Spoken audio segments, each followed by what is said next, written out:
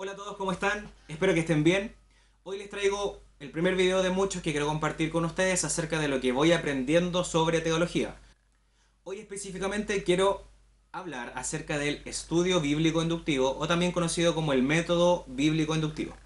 Esta es una forma de estudio bíblico que nos ayuda a nosotros para acercarnos a la Biblia, extraer de ella lo que la Biblia dice y no lo que tú quieres que la Biblia diga.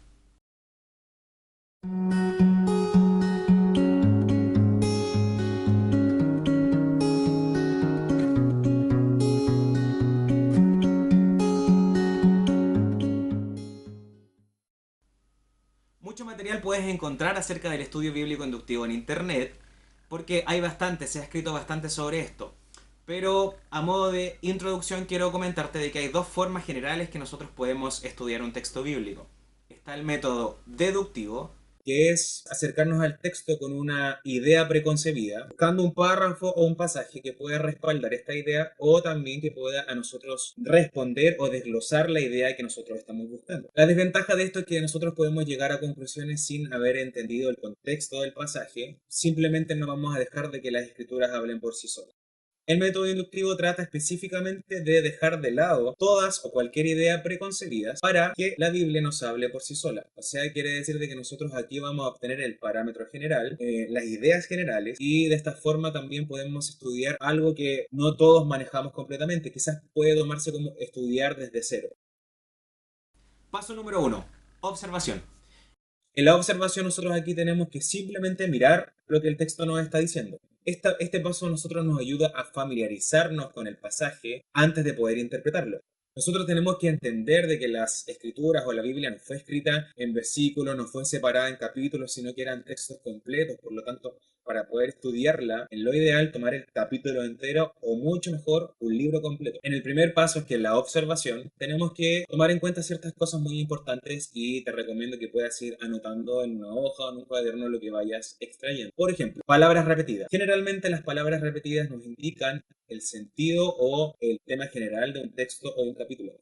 También quiénes. Poder identificar personas, grupos de personas, personajes secundarios o incluso apodos que nos indiquen a quién se estaba refiriendo. ¿Dónde? También es muy importante saber en la parte física que estaba ocurriendo, el lugar, una nación, país, incluso ciudades que con los años han cambiado de nombre y que hoy se llaman de otra manera. Mandamientos también, poder ubicar promesas, consejos, advertencias, predicciones, ir anotando todo eso. Muy importante igual poder identificar la forma literaria del texto, una narración, carta, poesía, una experiencia personal, metáfora, citas textuales, etc. De esta forma tenemos un conjunto de ideas que nos van a ayudar a armar una idea general en el estudio del pasaje o libro que nosotros escojamos.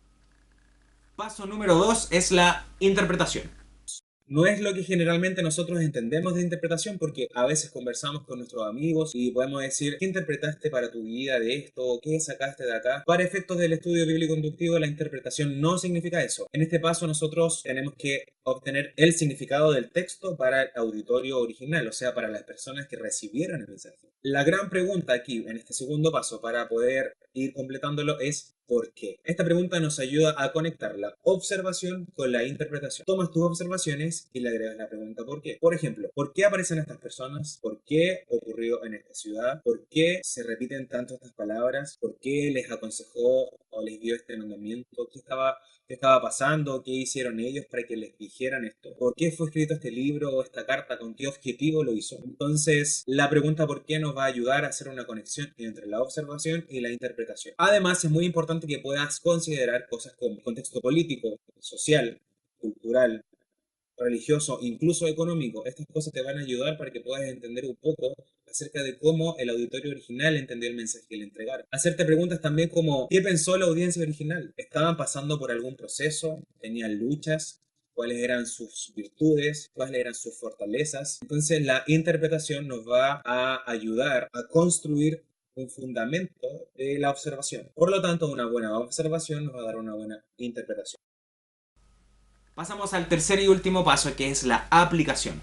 La aplicación es o debiese ser la meta de cualquier estudio bíblico. Como dice Santiago en su carta, tenemos que ser hacedores de la palabra y no tan solo oidores. Por lo tanto, lo complejo acá es más que nada poder traer un mensaje que fue escrito hace mucho más de 2000 años atrás a hoy día, al siglo XXI. ¿Cómo podemos hacer eso? Bueno, principalmente tenemos que tomar en cuenta de que la palabra de Dios siempre es oportuna, aunque puede ser atemporal. Atemporal en el sentido de que fue escrita en otro tiempo. Pero también la palabra de Dios es capaz de traspasar barreras de tiempo, barreras culturales, geográficas. Por lo tanto, esto nos indica de que sí es posible poder tener una buena interpretación del pasaje. Pero antes de aplicar lo que estás estudiando, sería bueno que tomes en cuenta ciertas cosas, como por ejemplo, ¿se está tratando un asunto local o universal? ¿Es una declaración cultural temporal o es una verdad atemporal y permanente? ¿El texto es explícito o es implícito? Implícito en el sentido de que probablemente el autor no diga esto es bueno o esto es malo, sino que a medida que vas leyendo el texto, puedes identificar la aprobación o la desaprobación del autor respecto al asunto.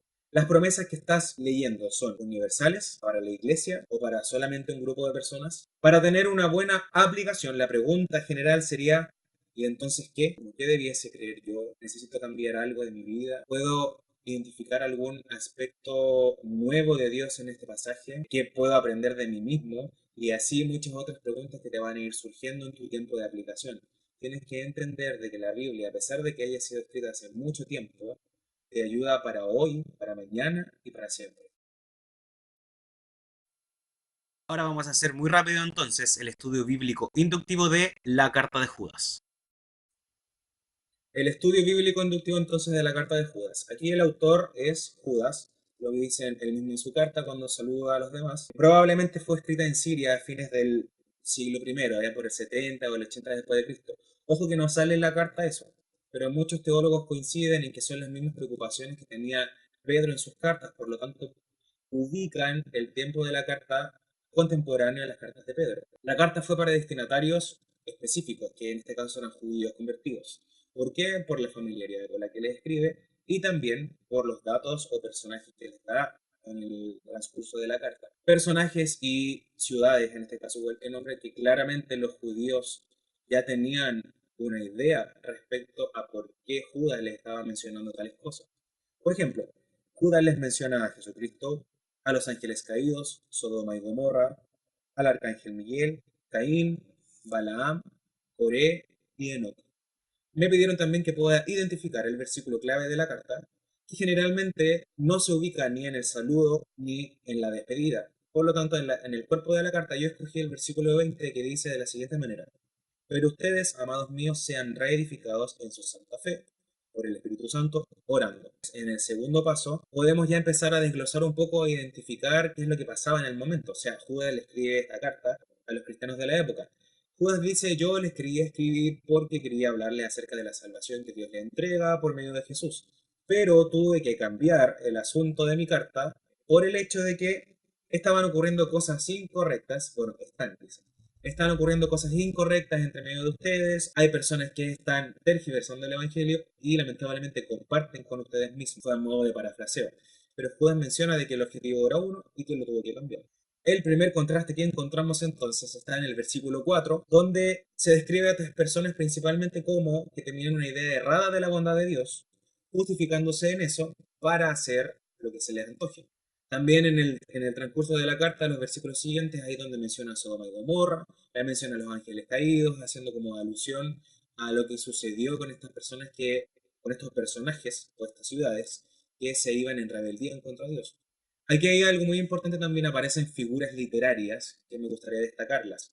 Judas dice que estas personas que revierten el mensaje son como nubes sin agua, árboles sin fruto, olas del mar que tiran espuma en la playa, o son como estrellas errantes. Un nuevo contraste podemos identificar en el versículo 17, donde ya se encausa el mensaje a un llamado a ánimo o perseverancia para los primeros cristianos, aconsejándolos a que mantengan una actitud firme en la fe y por supuesto ser guiados por el Espíritu Santo. Por eso escogí el versículo 20 como versículo clave. Las expresiones de tiempo usadas en la carta son en tiempo presente, por lo tanto esto nos indica que la carta fue dirigida específicamente para personas que vivían en la época de Judas. Judas, a modo de concluir su carta, los ayuda a mantener santidad, perseverancia, que tengan compasión incluso por las personas que dudan el mensaje y que sean bondadosos incluso con aquellos que se pierden completamente del mensaje. En realidad Judas fue muy acertado con el término o la conclusión de su carta, porque finalmente, ¿quién de nosotros no es pecador? Entonces, a modo de aplicación, ¿se acuerdan la palabra era entonces qué? ¿Qué voy a hacer con todo esto? ¿Qué es lo que la carta en ese tiempo, escrito hace muchos años atrás, me ayuda o me enseña para poder hoy día hacer un cambio o estar pendiente o atento a algunas otras cosas? La verdad es que a mi parecer las palabras de Judas en ese tiempo fueron bastante acertadas tanto para los primeros cristianos como para nosotros hoy en día. He leído por ahí algunos teólogos o algunos autores que dicen de que la iglesia o ahora en el siglo XXI está pasando por los tiempos de mayor herejía y falsos maestros de la historia. Se tergiversan ciertos mensajes del Evangelio, se manipulan ciertas doctrinas para tomarlas a conveniencia. Por lo tanto, lo que a mí la carta me enseña es que debo permanecer firme en la fe, firme en lo que Jesús predicó y también firme en lo que la Biblia enseña y ningún otro libro.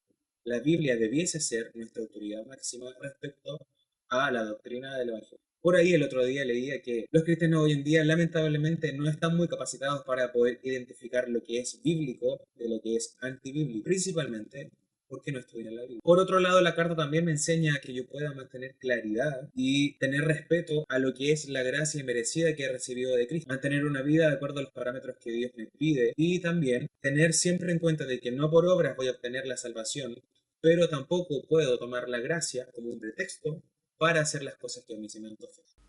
Bien amigos, este fue un resumen de cómo hacer un estudio bíblico inductivo. Pueden pedirme el material a través de mis redes sociales o también en www.neuma.cl/teología. Llenando el formulario yo se los puedo enviar, no tengo ningún problema, los tengo en formato PDF. Y espero que les haya gustado, que puedan aplicar esta forma de estudio en sus lecturas personales como también grupales. Y bueno, sin nada más que decir, todo el ánimo para que podamos sacar el máximo provecho de nuestros estudios bíblicos. Hasta la próxima.